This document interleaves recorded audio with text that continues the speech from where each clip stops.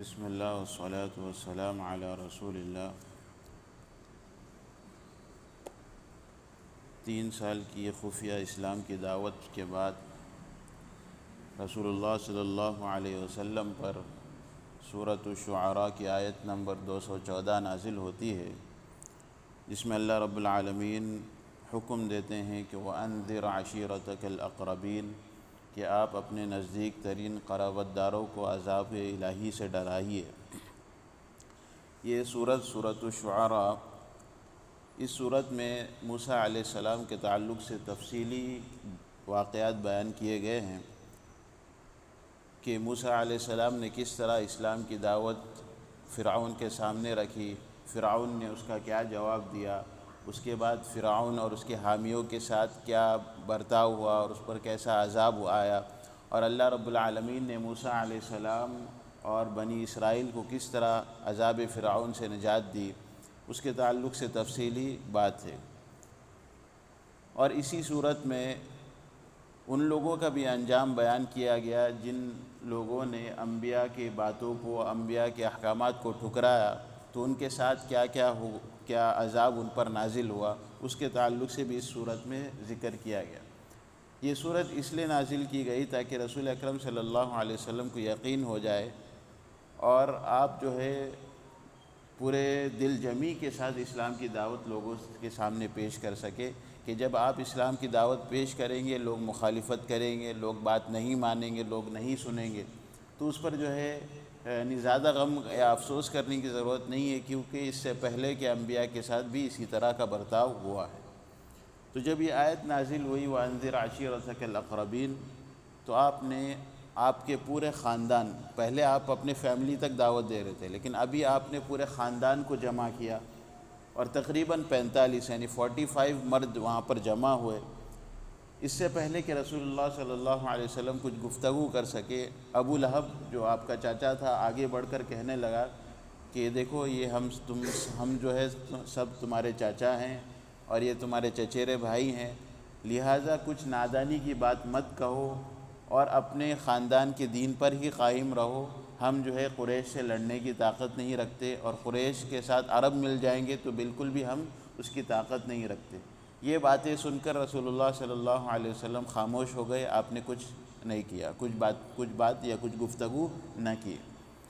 اس کے بعد رسول اللہ صلی اللہ علیہ وسلم نے دوبارہ سب کو جمع کیا اور فرمایا ساری حمد اللہ کے لیے، ساری تعریف اللہ کے لیے ہے، میں اس کی حمد کرتا ہوں، اس کی تعریف کرتا ہوں اور اسی سے مدد چاہتا ہوں، وہی مدد کرنے والا ہے، اس پر ایمان رکھتا ہوں، اسی پر بھروسہ کرتا ہوں، اور یہ گواہی دیتا ہوں کہ اللہ کے سوا کوئی لائق عبادت نہیں، کوئی معبود برحق نہیں ہے، وہ تنہا ہے، وہ اکیلا ہے، اس کا کوئی شریک نہیں ہے۔ پھر آپ نے فرمایا رہنما اپنے گھر والوں سے کبھی جھوٹ نہیں بولتا، یعنی ابو لہب کو جواب دیا کہ رہنما جو رہنما رہتا ہے، جو لوگوں کو سیدھا راستہ دکھاتا ہے، وہ کبھی بھی اپنے گھر والوں سے جھوٹ نہیں بول سکتا۔ پوری دنیا کو جھوٹ میں، فریب میں رکھ سکتا ہے، لیکن اپنے گھر والوں کو کبھی بھی جھوٹ میں نہیں رکھ سکتا۔ ایک انسان یعنی دوسروں کو اگر جہنم میں ڈالنے اجازت دے دیا تو دے دیا، لیکن اپنے گھر والوں کو کبھی بھی جہنم میں یا آگ میں ڈالنے کی اجازت نہیں دے سکتا۔ تو ایک رہنما اپنے گھر کے لوگوں سے کبھی جھوٹ نہیں بولتا۔ تو اس سے ایک سبق ہمیں یہ حاصل ہوتا ہے کہ جو لوگ اصلاح کرتے ہیں، لوگوں کو سدھارنے کی کوشش کرتے ہیں، وہ سب سے پہلے اپنے گھر سے سدھارنا شروع کرے، گھر سے اصلاح شروع کرے، اور جن لوگوں کی اصلاح کی جا رہی ہے وہ ان لوگوں کو طعنہ زنی نہ کرے، ان لوگوں کو الٹا جواب نہ دے جو اصلاح کرنا چاہتے ہیں کہ تم اپنے پہلے گھر والوں کو سدھارو بعد میں ہمیں سدھارنے کو آؤ، یا پہلے تم خود سدھرو بعد میں ہمیں سدھارنے کو آؤ۔ ایسا الٹا جواب نہیں دینا چاہیے۔ کیوں؟ اس لیے کہ رسول اکرم صلی اللہ علیہ وسلم نے بھی اپنے گھر والوں کو سمجھایا، لیکن ابو لہب نے نہیں مانا، ابو طالب نے ایمان نہیں لایا۔ تو کیا غلطی رسول اللہ صلی اللہ علیہ وسلم کی تھی؟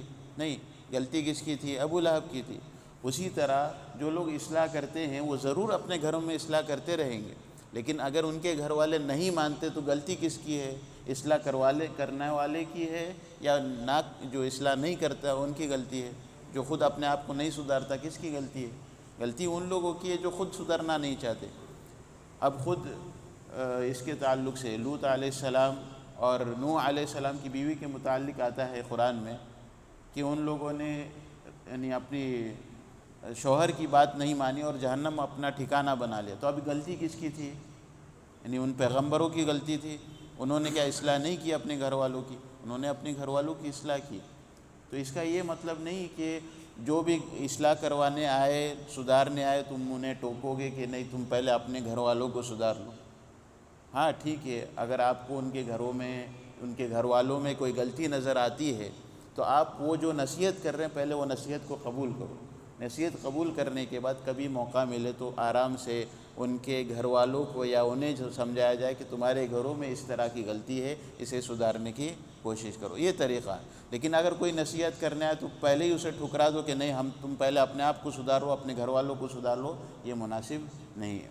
ابن تیمیہ رحمہ اللہ فرماتے ہیں کہ جو شخص گنہگار ہے، گناہ کرتا ہے، اس کا یہ مطلب نہیں کہ لوگوں کی اصلاح کرنا چھوڑ دے، وہ اپنی بھی اصلاح کرنے کے ساتھ ساتھ لوگوں کی بھی اصلاح کرتے رہے، اپنے آپ کو سدھارنے کے ساتھ ساتھ لوگوں کو بھی سدھارنے کی کوشش کرتے رہے۔ تو اللہ کے نبی صلی اللہ علیہ وسلم نے فرمایا کہ رہنما اپنے گھر کے لوگوں سے کبھی جھوٹ نہیں بولتا، اس خدا کی قسم یعنی اللہ کی قسم جس کے سوا کوئی معبود نہیں، میں تمہارے طرف خصوصاً اور لوگوں کی طرف عموماً رسول بنا کر بھیجا گیا ہوں، اور تم پر موت اسی طرح آئے گی جس طرح کی نیند آتی ہے، اور تم اسی طرح واپس دوبارہ زندہ کیے جاؤ گے جس طرح انسان نیند سے دوبارہ اٹھتا ہے۔ تو اس پر ابو طالب نے کہا کہ تم جو نصیحت کر رہے ہو ہم اس سے نصیحت کو قبول کرتے ہیں، اور ہم جو ہے تمہیں سچا جانتے ہیں، تمہیں صادق مانتے ہیں، اور ہمیشہ تمہارے ساتھ کھڑے رہیں گے، لیکن میں تمہارے دین کو قبول کرنے میں راضی نہیں ہوں۔ یہ ابو طالب کا قول ہے۔ اس پر ابو لہب نے کہا کہ تم اس کے ہاتھ کو روک لو، اسے دعوت دینے سے، اسلام کی دعوت پیش کرنے سے قریش کے سامنے روک لو، ورنہ اگر قریش جو ہے کچھ ان کا بگاڑیں گے تو ہم مدد نہیں کر سکتے۔ تو اس پر ابو طالب نے کہا کہ خدا کی قسم جب تک میرے جان میں جان ہے میں اس کے ساتھ کھڑا رہوں گا اور ہمیشہ اس کی حفاظت کرتے رہوں گا۔